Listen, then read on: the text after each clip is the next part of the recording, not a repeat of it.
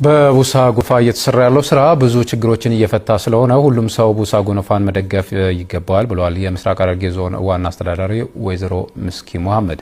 የምስራቅ ሐረርጌ ዞን ቡሳ ጎፋ ሁለተኛ ጠቅላላ ጉባኤውን በሐረር ከተማ አካሂዷል። መስፍን ካሳውን ተጨማሪ አለው።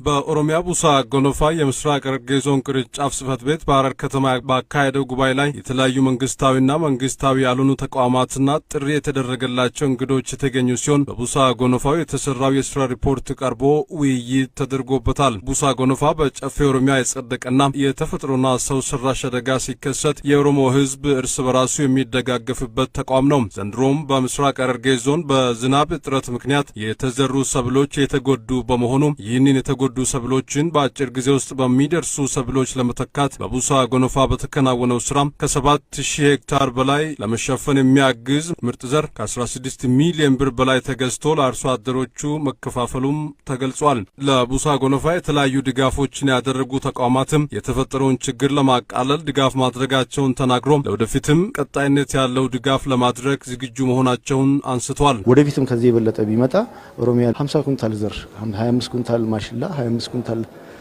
ስንዴ ገዝተው እንዲጠቀሙ አድርገናል። ሌሎችም ወረዳዎች እንደ ቡርቃ፣ ጎሎወዳ፣ ኮምቦልቻ ሌሎችም አሁን የጠየቁ አሉ። ከስር ያው 200-300 ሜትሪክ ቶን የሚጠጋ የምግብ እህል ነው ልናቀርብላቸው ያሰብነው። ኦልሞስት ጨረታ ወጥቶ ግዢ ሂደቱ ተጀምሯል። ምግብ ዋስትናን ዘላቂ ከማድረግ አንጻር የቀባ እርሻ የሚባል አለ፣ የኮንዘርቬሽን አግሪካልቸር። ይሄ በተለይ አሁን ድርቅ እንደዚህ ሲመጣ አንዳንድ ቦታ እያየን እየተቋቋመ ያለበት ሁኔታ አለ። ሌላው በዝናብ እጥረት እህሉ ሲደርቅ ይሄ ቀባ እርሻ ፕራክቲስ ላይ ተሰማሩ አርሶ አደሮች ምርታቸው ስቲል አለ።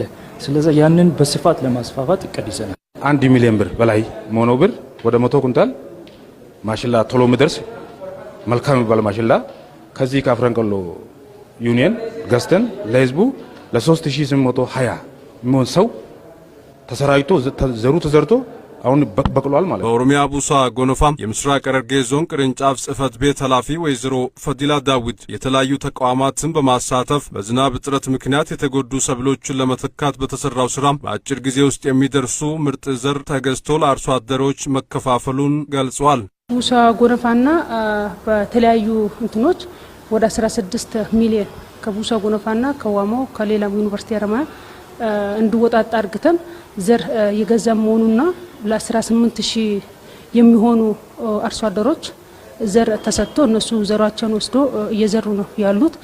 በክላይሜት ቼንጅ የመጣውን ችግር በራሳችን አቅም በራሳችን